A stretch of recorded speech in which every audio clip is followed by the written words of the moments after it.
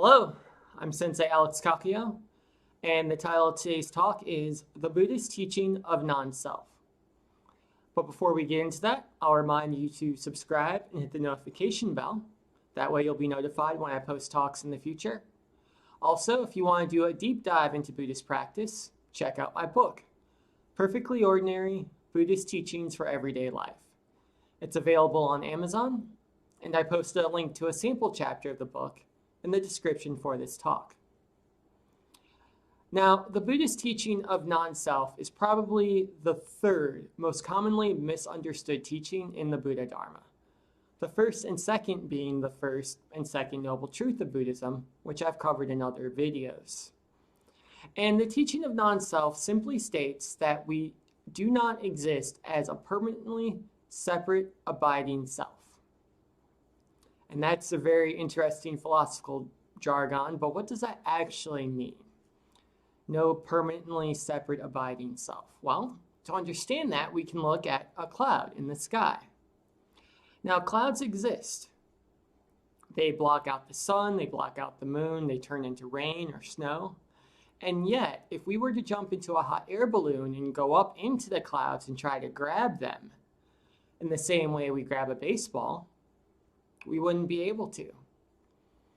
More than that, if we floated around inside the cloud in our hot air balloon trying to find the permanently separate abiding self in the cloud itself, again, we wouldn't be able to. The cloud exists, but it doesn't exist as a separate thing like we think. Scientists tell us that clouds exist because billions of water molecules come together to form the cloud. So the cloud exists as an aggregate of other things. It doesn't have a self nature, it has an us nature, the us being the water molecules. And if we go closer in and look at those water molecules, we still don't find a cloud. What we find is atoms. Again, all coming together.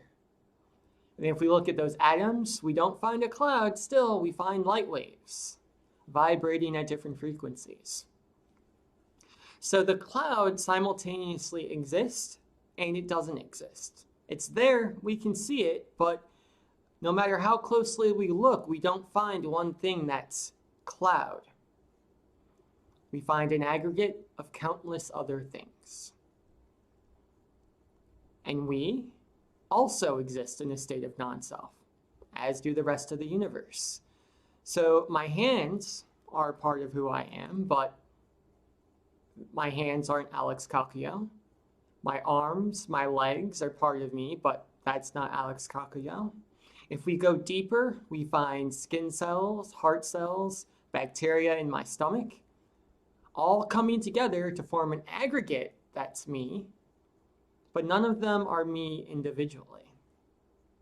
Same with you. Same with everything else. We simultaneously exist and do not exist. We are in a state of non-self.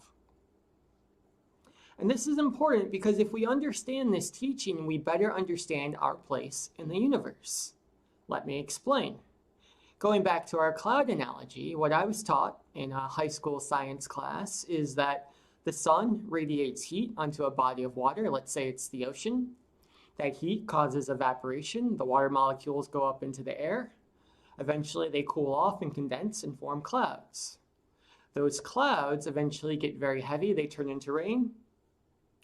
They fall back into the ocean.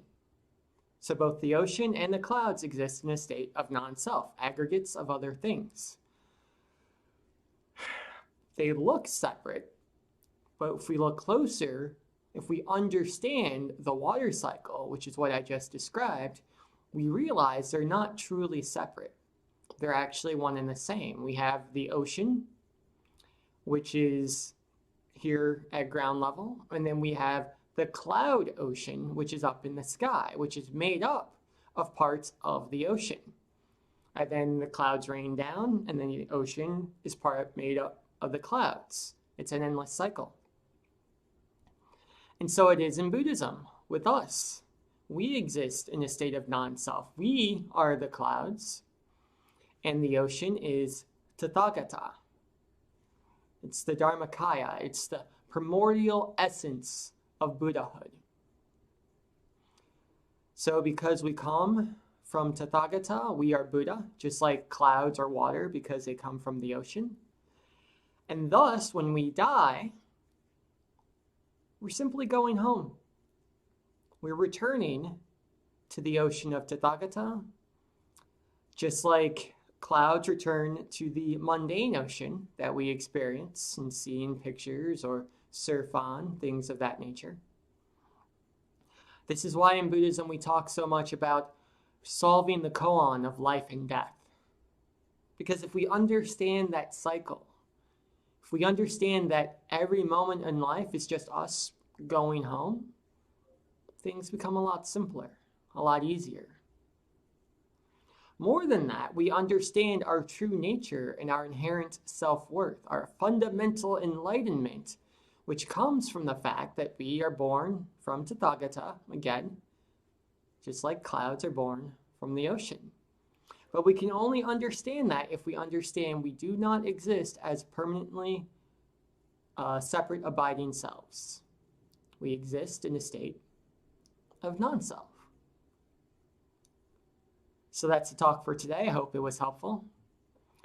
If you'd like to read articles I've written about Buddhist practice, you can do that at my blog, The Same Old Zen. The link for that is in the description for this talk. And if you want to continue the conversation, please leave comments in the comment section below. I love hearing from you guys, and I promise I'll respond. So, until next time, Amitabha.